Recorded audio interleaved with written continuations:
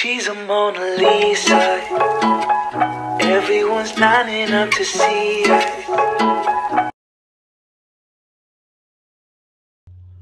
Assalamualaikum warahmatullahi wabarakatuh. Halo anak-anak, bagaimana kabarnya hari ini? Semoga kita semua selalu diberikan kesehatan ya. Dan jangan lupa tetap jalani protokol kesehatan. Kalau kalian mau keluar rumah harus tetap memakai masker ya. Nah, pada pertemuan hari ini kita akan mempelajari tentang dampak pengambilan bahan alam terhadap pelestarian lingkungan. Tetapi sebelum Ibu mulai pembelajaran hari ini, alangkah baiknya kita berdoa terlebih dahulu agar ilmu yang kita pelajari hari ini dapat masuk ke dalam pikiran kita dan dapat bermanfaat bagi kehidupan kita. Berdoa dimulai. Bismillahirrohmanirrohim. Raditu billahi robba wabil islami dina wabi muhammadin nabiyya wa rasula rabbi jidni ilma warzuqni fahma. Amin. Berdoa dicukupkan. Baik anak-anak, sebelum kita masuk ke dalam materi, nah ada yang tahu tidak apa itu bahan alam? Ya betul, jadi bahan alam adalah bahan yang diperoleh dan berasal dari alam. Jadi kita bisa mendapatkannya di alam yang luas ini. Semua bahan alam yang kita butuhkan dan yang kita dapatkan ini yaitu untuk memenuhi kebutuhan hidup kita. Dalam memanfaatkannya pun bahan alam di lingkungan kita ini, kita tidak boleh mengambilnya secara berlebihan dan tanpa memperhatikan kelestarian lingkungan. Sebab hal tersebut akan membuat kerusakan pada alam. Pengambilan bahan ini seharusnya disertai dengan usaha pelestariannya agar bahan alam di alam yang luas ini tidak akan cepat habis. Nah, selanjutnya kita akan membahas mengenai contoh-contoh kegiatan manusia yang akan merusak alam. Yang pertama yaitu pengambilan terumbu karang dan ikan dengan pukat harimau. Laut menyimpan banyak sekali sumber daya alam yang melimpah seperti terumbu karang dan berbagai jenis ikan lainnya. Banyak manusia yang berusaha untuk memanfaatkan kekayaan laut, tetapi mereka kadang tidak memperhatikan kelestarian lingkungan, seperti pengambilan ikan dengan pukat harimau.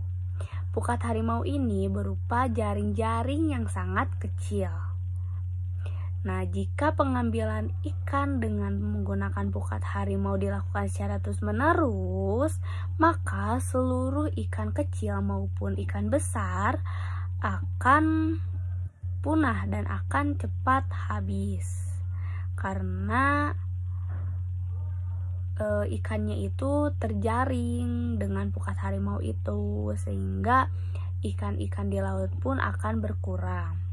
Seharusnya ikan-ikan di laut itu dibiarkan untuk tetap berkembang biak. Lalu, selain menangkap ikan, manusia juga mengambil terumbu karang di laut. Terumbu karang ini berfungsi untuk tempat tinggal hewan dan berfungsi juga untuk menahan gelombang laut. Tetapi banyak manusia yang mengambil terumbu karang ini untuk dijadikan hiasan. Padahal terumbu karang memerlukan waktu yang sangat lama untuk terbentuk kembali. Nah, jika manusia terus-menerus melakukan pengambilan terumbu karang, maka terumbu karang di laut akan hilang. Hilangnya terumbu karang ini dapat menyebabkan gelombang laut akan langsung menerjang ke pantai karena tidak ada yang menahan. Akibatnya, pantai akan mudah terabrasi. Nah, terabrasi itu adalah suatu proses pengikisan pantai yang disebabkan oleh gelombang laut. Lalu selanjutnya yang kedua yaitu dampak pengambilan bahan mineral. Bahan mineral yang dimaksud ini bukan zat cair ya anak-anak, bukan juga air. Tetapi bahan mineral ini berbentuk zat padat seperti logam, tembaga, emas, perak, batu bara, dan lain-lain. Bahan mineral ini banyak diambil dan dimanfaatkan oleh manusia. Manusia melakukan penambangan di tempat yang mengandung bahan mineral. Mereka mengambil sebanyak mungkin bahan mineral di tempat tersebut. Nah, bahan mineral ini termasuk ke dalam sumber daya alam yang tidak dapat diperbarui. Nah, jika diambil secara terus-menerus, bahan mineral ini akan cepat habis. Oleh karena itu, pengambilannya pun harus dilakukan secara bijaksana. Nah, kegiatan pengambilan bahan mineral ini sering menimbulkan kerusakan alam. Akibatnya, bahan mineral akan cepat habis. Lalu, tanah di sekitarnya pun menjadi tandus. Selain itu juga dapat mencemari lingkungan.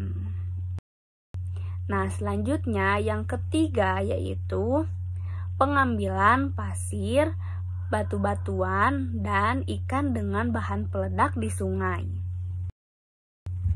Sungai ini menghasilkan pasir dan bebatuan yang diambil oleh manusia. Nah, bebatuan ini berguna untuk menahan kecepatan arus sungai. Penambangan bahan tersebut secara besar-besaran dapat menyebabkan kerusakan pada sungai. Hilangnya bebatuan di sungai ini dapat menyebabkan pengikisan di daerah sungai. Ikan-ikan akan kehilangan tempat tinggal dan mudah terbawa arus. Nah, di dalam sungai ini juga banyak dihuni oleh berbagai hewan air seperti ikan air tawar. Biasanya orang menangkap ikan dengan pancing atau jala. Nah, tetapi hasil pancingan ini masih dirasa sedikit. Untuk meningkatkan hasil tangkapannya ini, biasanya manusia menggunakan bahan peledak atau racun untuk menangkap ikan. Nah, bahan peledak dan racun ini dapat membunuh ikan-ikan kecil yang tidak ikut terambil. Nah, jika cara ini dilakukan secara terus-menerus, maka ikan-ikan di sungai pun akan punah. Nah, materinya sudah selesai ya anak-anak. Tetapi sebelum ibu tutup, ibu akan memberikan tugas kepada kalian.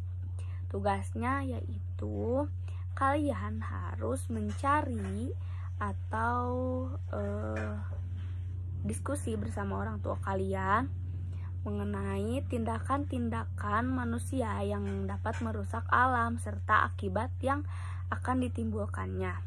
Nah, tugas tersebut disalin ke dalam buku catatan ya. Nah, baik anak-anak, ibu cukupkan ya pembelajaran hari ini. Mari kita ucapkan alhamdulillah bersama-sama. Alhamdulillahirabbil alamin. Semoga ilmu yang telah ibu sampaikan kepada kalian semua dapat bermanfaat dan dapat dipahami ya anak-anak. Jangan lupa kerjakan tugasnya. Ibu tutup. Wassalamualaikum warahmatullahi wabarakatuh. Sampai bertemu lagi. Dadah.